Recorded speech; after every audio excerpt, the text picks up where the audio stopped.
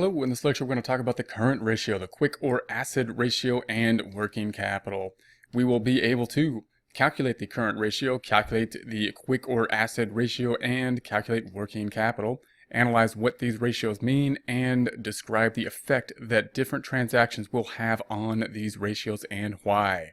So first, let's take a look at, we're going to go through a problem and look at some different transactions and see what the effect would be on different types of ratios. We're going to look at a trial balance in order to calculate the ratios rather than financial statements, because I think it's good to always go back to the trial balance, look at the calculations in terms of the trial balance, as well as to look at some adjustments on the trial balance and see what the effect of those adjustments are on the trial balance, and therefore what the effects will be on the ratios. Ratios are going to be really important in a lot of different areas, whether we are going to be doing accounting or just about anything where you're measuring just about anything. Because when you're measuring things that aren't lined up precisely, then the only way to try to discuss things and compare things out, or one of the best ways, one of the greatest tools, are ratios. So this will be demonstrated in things like baseball or any type of sport. If we're trying to compare which player is better, can't do it without some type of ratio analysis. In the job, even if we're not in the accounting department, if we're just trying to measure people's performances during different aspects and different performance, we have to use ratios. So they're really important to know. It's basic math, it's just division problems most of the time and some basic algebra, but many people get to the point where they can calculate ratios and they can do the math. However, we also have to interpret the ratios, and that's when it gets a little bit more complex for most people. So general ratio analysis is that we will calculate the ratio, and then we're going to try to explain what the ratio means. And oftentimes, even when you do this a lot, you start to say, well, that ratio went up because the numerator went up and the denominator went down. And that doesn't really tell you anything. That's just the mechanics of the ratio that happened. So what we're going to do is calculate it in terms of a few transactions and see what the effect is on these ratios, and then maybe that'll help us to do the more difficult part most of the time, which is to interpret what the ratios mean, see what different transactions would do to different ratios, and why. Some of the most common ratios are going to be these type of liquidity ratios, which are going to be the current ratio and the acid test ratio. So those are some very common and useful ratios that are going to be used all the time. They're probably some of the most asked ratios. So those are going to be some really good ones to take a look at and try to analyze what different things will do to those ratios, and then take those same principles and think about more types of ratios that could tell you a lot of different types of things, and try to see why and their ratios would be used and how they would be affected by different types of transactions. So you can see here we've got a trial balance, we've got the assets in green, and we've got the liabilities in orange, and we've got the equity in the light blue, and the income statement being sales, income, and expenses in the darker blue. The debits are going to be represented without brackets, and the credits will have brackets. Therefore, the debits minus the credits will equal 0. That will give us a quick balancing way to give us our double entry accounting method and see that we are in balance. We can also see the net income very quickly in this type of method, seeing that the credits of sales minus the debits of the expenses mean that we have income, not a loss, a credit balance, which is good on the income statement, of 207 at this time. We also have our calculations up here. We're going to have our normal accounting equation, assets equal liabilities plus owner's equity. That's basically our balance sheet accounts here summed up. So the assets, of course, are all the green accounts, liabilities, all the orange accounts, and equity, all the blue accounts, including retained earnings and all of the income statement. Then we're going to break those assets down into our quick assets and our current assets. So what are current assets, what are quick assets? Those are going to be part of our calculations when we start talking about our current ratio and our assets test ratio. So first, let's define what current assets are and quick assets. Current assets are going to be more liquid assets. These are liquidity ratios, meaning they're going to be closer to cash. They're going to be things that are going to be closer to the point at which they can be used in order to exchange for paying off things like our liabilities. So that will include cash. It's going to include accounts receivable. It's going to include the allowance, which is related to the accounts receivable. It's going to include inventory. it's going to stop at basically machinery, which is going to be property, plant, and equipment. So it's going to include all these things up here. These are going to be the current assets, meaning that we expect them to be converted to be fairly liquid and converted to cash fairly soon so that they can be used to pay off our obligations that may be coming up. Of course, when we get down to machinery, even something like inventory, if we take a look at inventory, even inventory, we can say, well, that's not, we can't pay our bills with inventory, but we do expect the inventory to turn over relatively soon, hopefully, and thereby be converted to cash, in which case it's more liquid. As opposed to something like property, plant, and equipment, if we're talking about a building or something, we never expect to sell the building, liquidating the building, and get cash for it. We expect the building to continue to help us generate revenue in the future. That's what the building's for. But we're never actually going to liquidate basically the building unless we close the company. So those are non-liquid assets, very important assets, and non-liquid assets, not something that we can pay off our liabilities with. If we look at the quick assets, then we're going to be more restrictive. We're going to say, yeah, I'll give you cash, I'll give you accounts receivable and the allowance to it, but I'm going to take off that inventory. We're going to say, you know what if there was a complete downturn and we couldn't sell anything anymore because there's there's a depression or something, then we're going to cut down the inventory and just think about assets that are very more liquid, being just the cash and the receivables. So that's going to be that. On the liability side, we're going to say what are current liabilities. Now, note that we usually have less liabilities here, so the current liabilities are going to be the liabilities that are going to be due within a year. So in this case, that's all we have at this point. We've got accounts payable due within a year. We have dividends payable, which are usually current. And notice the notes payable are usually the ones that we think could be long-term. It depends on the term of the note, however. So many notes oftentimes have a current portion and a long-term portion. If we think about something similar to a mortgage type note, then we pay that off monthly. The amount that's going to be due within 1 year, the definition of a current liability is it's going to be due within 1 year. That would be a current portion of that particular note. Anything due past 1 year would be long-term. So we're going to have notes. We're going to have to break the note out between current portion and long-term portion. The definition of a current liability means it's going to be due within a year. Why a year? I don't know. It's a complete arbitrary judgment that we picked. Someone picked a year. So the current liabilities means a year. And it makes sense because, a year is a nice even number to use. But it is arbitrary. We just said, current liabilities means it's going to be due fairly soon, a year. It's going to be due within a year. And so that's our comparison. You can see why we would want to compare those things, because current liabilities means we are going to have to pay something within a year, and we're going to have to pay those with cash, which means that we need something that's going to be converted to cash or be cash fairly soon so that we can use it to pay off these liabilities.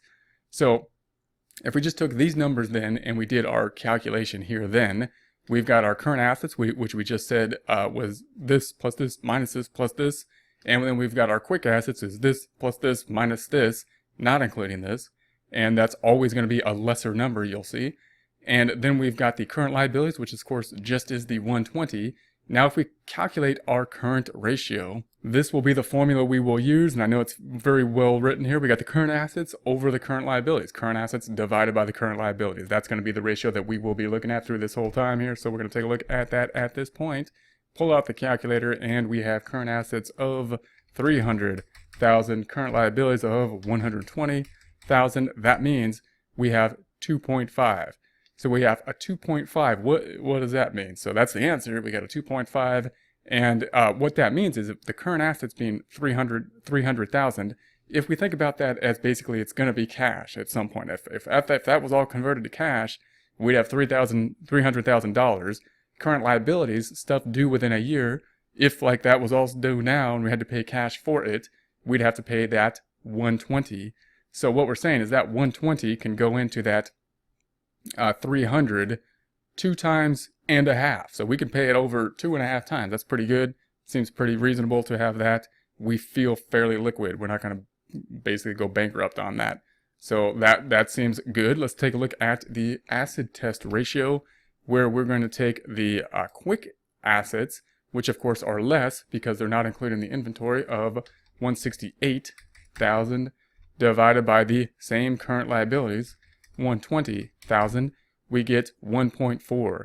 More restricted number of here, of course. So now we're saying how many times can we pay off our current liabilities with just the quick assets. And of course, that's going to be a lesser amount. We can pay it off a whole time over plus 0.4 more. That's going to be the idea of the quick assets. And depending on what type of industry we are in, we'd want to be able to compare these two different types of industries. Now, the working capital is just going to take the current assets minus the current liabilities. So if we took that, we're going to say we have 300,000 current assets minus the current liabilities 120. That means we have 180 kind of left over after that. Now notice that this number is a really good number for our internal use, for us to compare period to period for our internal performances, and we'll know what that number means, and that's a good number to have. However, we cannot really use this number of working capital too well to compare us to other companies, because other companies have different standards. So for example, if we have a hamburger place and we're trying to model our hamburger place to like McDonald's or something like that, we cannot use the working capital. We can't, because just the scale of their operation is larger than the scale of ours. Does that mean that we cannot benchmark to someone like McDonald's if we are starting up a hamburger spot?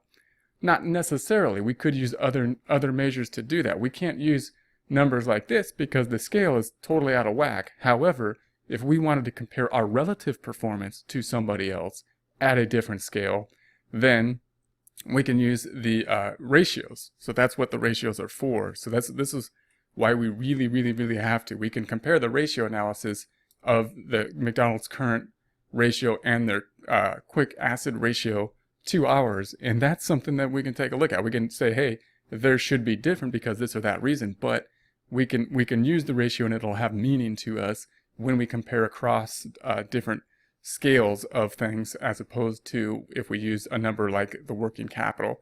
However, of course, the working capital is good for internal use. All right, so let's take a look at another calculation. So we're going to say now that we sold merchandise, a normal type of transaction, sales price being $110,000. We sold it for cash and it cost us $70,000. So we sold merchandise. So let's think about that transaction. Let's see what happens to the trial balance accounts. Then let's see what happens to our ratios. So if we sold it for cash, what's going to happen to cash? Cash is going to go up. Cash has a debit balance. We're going to make it go up by doing the same thing to it, which is another debit. We're going to debit cash. If we sold something, we earned revenue. If we sell stuff, we usually call it revenue sales. That's down here on the income statement. Sales has a credit balance. We're going to make it go up by doing the same thing, which is a credit of that 110. Then we got the 70,000 cost. What did we have to give up? We gave up inventory. So inventory is a debit. We need to make it go down because we gave it up. So we're going to do the opposite thing to it, which is a credit. And then we got to debit the expense related to that inventory. So if we look at the journal entry, then it would look like this. Cash is going up. We're going to debit cash, and therefore cash is going to go up by the 110, and it's going to go up to the 190. So we did the same thing to it, increasing cash. Sales, crediting 110. So sales has a credit balance. We did the same thing to it, crediting it, making it go up to 510. Of course, that increases net income, which is sales minus the expenses. On the inventory side, we had to reduce the inventory. Inventory has a debit balance. We did the opposite thing to it. We credited, making inventory go down. And then we had to expense through cost of goods sold the inventory through the use of it. So we have the cost of goods sold goes up like all expenses do. They pretty much always go up in the debit direction to the 150. So if we break this down, then what happened? Well, net income went up by the 110 and down by the 70, or a net increase of 40. That's going to be the gross profit from the sale that we just made. So it went from the 207 we had before up by the 40 to the 247. And the assets overall, if we take a look at the assets overall, they went up in cash by the 110, and they went down by the 70. So again, net change of the 40 for the asset overall here. So if we go through this now, if we look at our current assets, this is what we had last time. If we look at our current assets, our quick assets, and our current liabilities, and compare what happened from last time to what's going to be there now, then we can see that the current assets are going to go up by the cash of 110 That's a current asset. Inventory is also a current asset. These are all current assets up top. So it's going to go up as, it's going to go down in this case as well. So there's going to be a net change of that 40 again. So that means that the current assets are now at 340. How about the quick assets? Well, the quick assets are going to go up by that 110. However, the merchandise inventory is not part of the quick assets. So that 70 is not going to affect the quick assets. So it's going to be at the 278,000. Current liabilities here, we can see that there's no effect on the liabilities in this instance. So we keep that the same at the 120. So now let's calculate our new ratios in this format. We're going to come out to 2.83. Let's see what that looks like. So we're going to calculate our current ratio. So we're going to take the current assets, 340,000 over current liabilities, 120,000. That gives us our 2.833. Notice it's not even. That's okay. We're just going to round it, and we usually round it to 2 places. That's very common. You're going to want to look at the problem to make sure what they want to round it to, however. And then the asset ratio, let's take a look at that and see what the effect would be. So we've got the quick assets, 278,000 over, and then we've got the current liabilities being the 120,000. We get the 2.316, and obviously we're going to round that up because this is a 6, going to make that a 2. And then we're going to have the working capital being the current assets of 340,000 minus the current liabilities of 120,000, or the 220,000. So notice this does kind of what you would expect, right? When we make a sale, we like selling stuff, and that improves, it increases both our current ratio and our acid test ratio. It increases the acid test ratio by more because of the fact, of course, that the merchandise inventory is not included in the acid test, and therefore the numerator here went up by the 110, whereas the numerator here only went up by the 40, the difference between the 110 and the 70. All right, let's take a look at another one. We got the 5.4 collected cash on accounts receivable. So now we're going to collect cash. So if we're going to think about that, is cash affected if we collected cash on the receivable? Yeah, cash is going to go up. We've got 190. We're going to make it go up by doing the same thing to it. This is a debit, therefore we're going to debit cash. And we collected it because we're paying off, someone's paying off of their receivable to us. And so therefore we had 150 owed to us. Someone paid us the 90. So we're going to take that debit, reduce it by the 90. So we're going to credit receivable. Journal entry will look like this: debit cash, credit receivable. So if we think about that, then we have the cash here going up by that 90. So here's the 90 debit to cash, increasing the cash. And we have the receivable at 150 going down by that big 90 down to 60. And I realize that the allowance account being larger than the receivable looks somewhat funny here. So our allowance is looking a little out of whack, but that's okay for now for our analysis. So if we think through this in terms of assets, liabilities, and equities in terms of our prior numbers, this is where we were as of the end of last time. If we think of total assets, we know that total assets went up and total assets went down. So one asset went up, one asset went down. There's no change in assets, no change in any of the liability accounts, no change in the equity accounts. So no change in our total accounting equation. How about in our current assets and our quick assets? Well, in terms of our current assets, we can see no change because these are both current assets. So everything down to here is a current asset. The current asset went up, the current asset went down. Now, we are more liquid. We're more better off here because cash is more liquid than the receivable. However, they're both considered current assets in terms of that level of liquidity. So even though we are better off with this transaction, it's not going to affect the current assets in this case. How about the quick assets? Well, the quick assets don't include inventory, but we're talking about receivables and cash, and those are both quick assets. No change to the quick assets. So therefore, liabilities, we got no change. We just said no change to any of the liabilities, and there's no change to the current liabilities.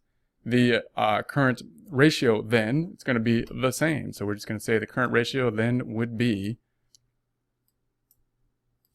the current assets of the 340 divided by current liabilities of 120.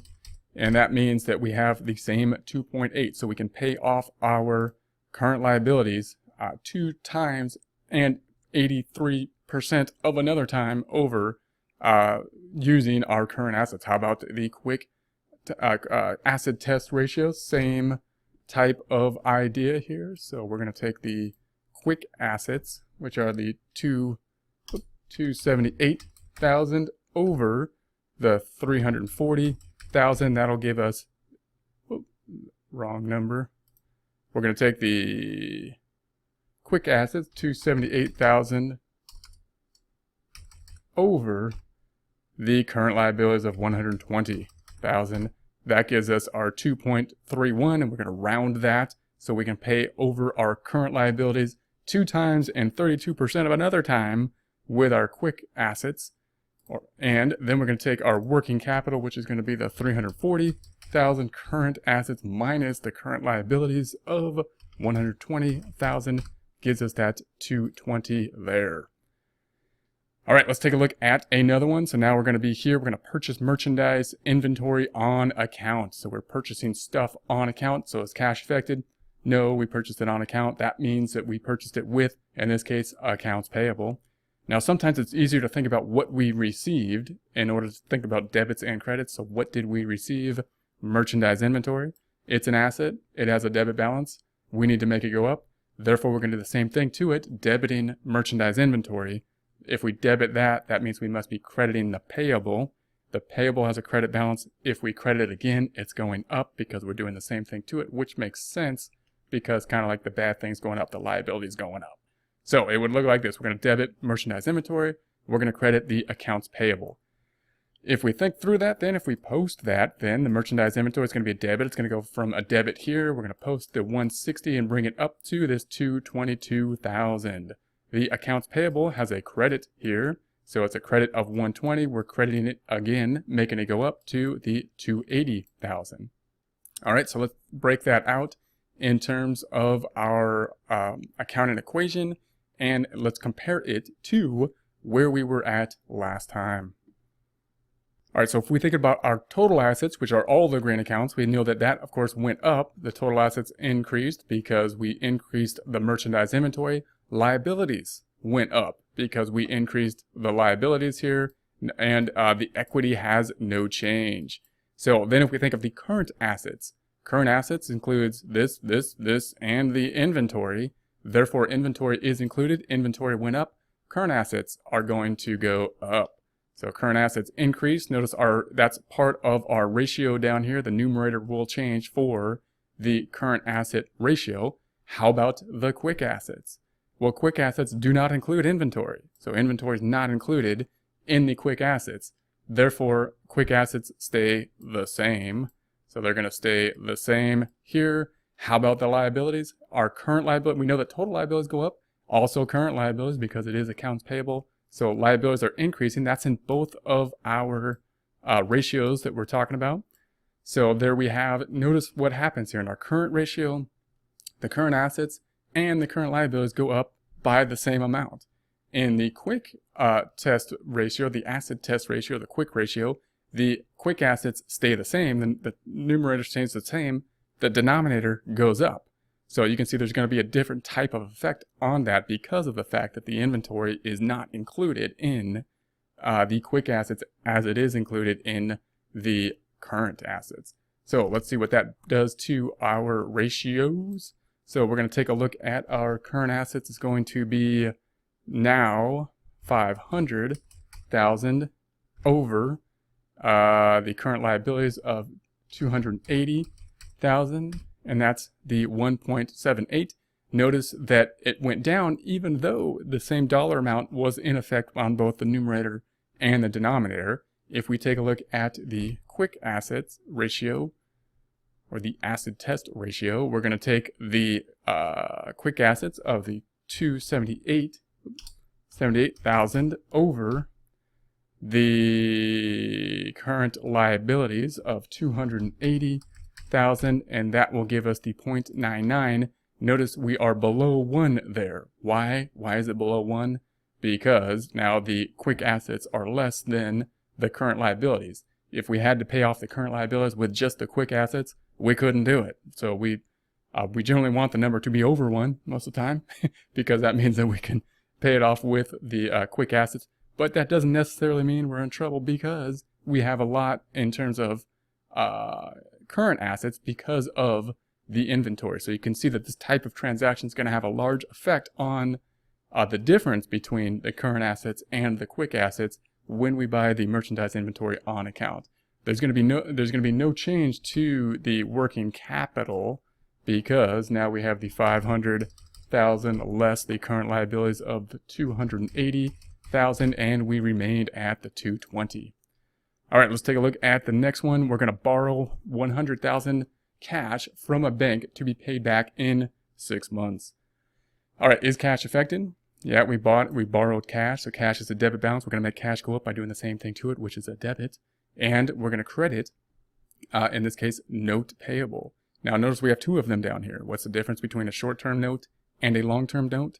The short-term means it's going to be due within a year. So remember that it is possible, and like as we have in this case, a note to be due within a year. So that means it's not a long-term note payable. It's a short-term note payable, even though it's a note, because we may have to pay interest on it and we may have to have formal documentation on it and whatnot, which would separate it from an accounts payable. So here's the journal entry. Cash is going to go up. Cash to debit is going to go up by the 100, goes up here to the 380, and then the other side being the liability. So the liability being 0 going up to 100 in this case. Let's see what happens to our accounting equation, our accounts. Let's compare it to the prior position. So if we think of assets, assets of course went up because if we look at the green accounts, we can see that the cash went up. Liabilities went up because we can see that the orange accounts went up in the credit direction. So liabilities are going up. Equity, no effect on the equity. How about the current assets? We know total assets went up. How about current assets? Well, yeah, cash is a current asset. So if that's the one that went up, then the current assets are also going to go up, as we can see here. And then how about the quick assets? Well, yeah, cash is also a quick asset. It's about as liquid as can be, so it still qualifies as a quick asset. Therefore, the quick assets are going to go up by that 100 as well. Current liabilities? Yeah, that's the current liability. That's the question this time because it was a note. However, it's due within 6 months. Therefore, it's current. Current liabilities going up to 380. So if we look at our ratios, then the current ratio is current assets over current liabilities. Current assets went up. Current liabilities went up. If we look at the quick ratio, quick assets went up, current liabilities went up. So both the numerator and the denominator going up by the same dollar amount in each of these calculations at this time.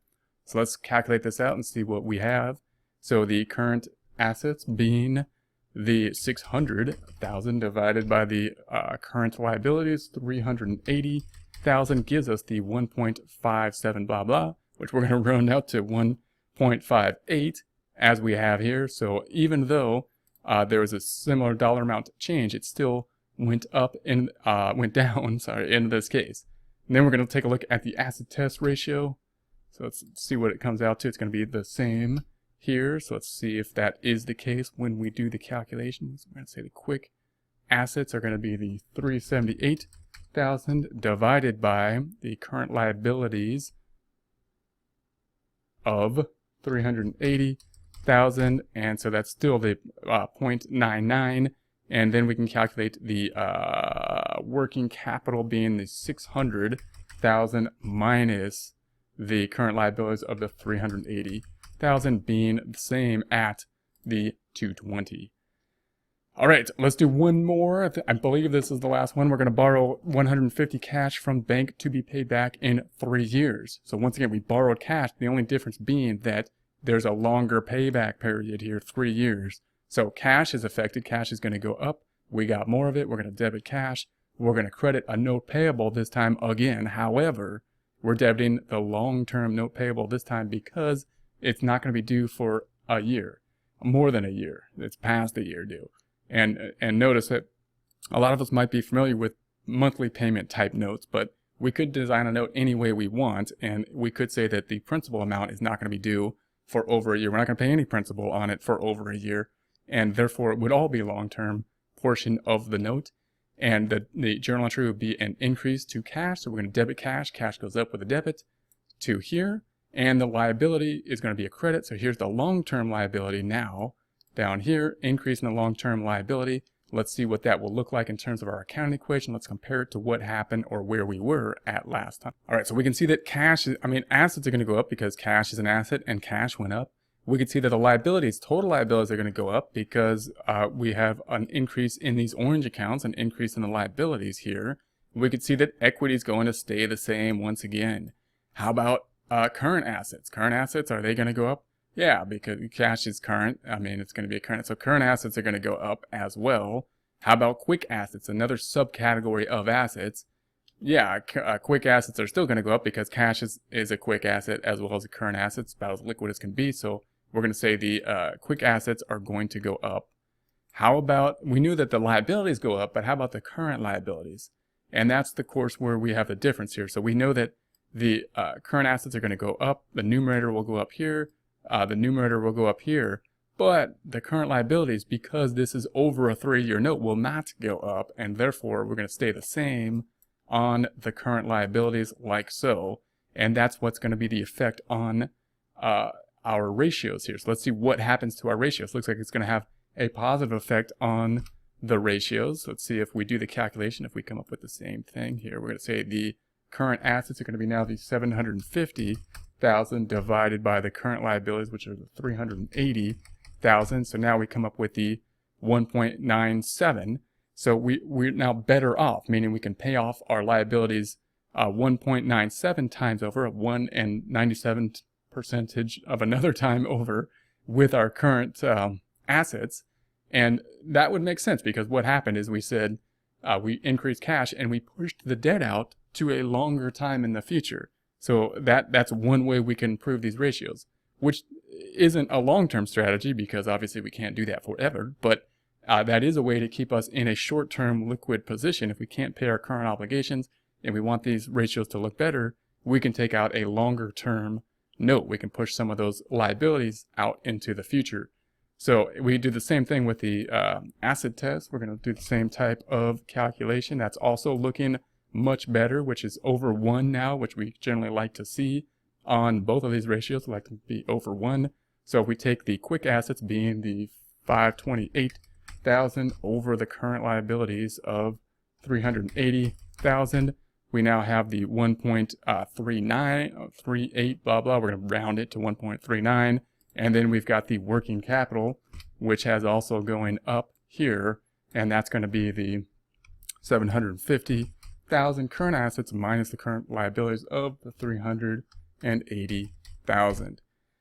So that's going to be that one. Now note the difference between this one and of course the last one being long-term note versus the short-term notes. So those are some of the effects that some of these transactions can have, and you get some idea of how the journal entries will be affected by different transactions, which could help when analyzing these transactions. So now we are able to calculate current ratio, quick and or asset ratio, and the working capital, as well as analyze what these ratios mean and describe the effect that different transactions will have on these ratios and why.